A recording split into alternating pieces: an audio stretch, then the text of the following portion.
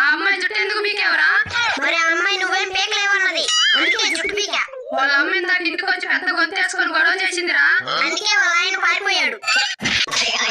నీకు దండం పెడతారా, ఇంకోసారి గొడవ కొనకరా మాకురా. నేను కొనుక్కోవడానికే డబ్బులు ఇవ్వవు, ఇంకా గొడవలు కొనుక్కొచ్చేంత డబ్బులు నా దగ్గర ఎక్కడ అమ్మా? ఇప్పుడు నువ్వు మారవా?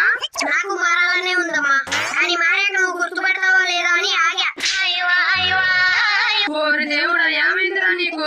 వెళ్తే అమ్మా స్కూల్లో అంత సీన్ లేదులే, నాకంటే ఇంకో పెద్ద ఉన్నాడు. ఇదిగో ఇంతేనమ్మా, అసలు నగ్గడు.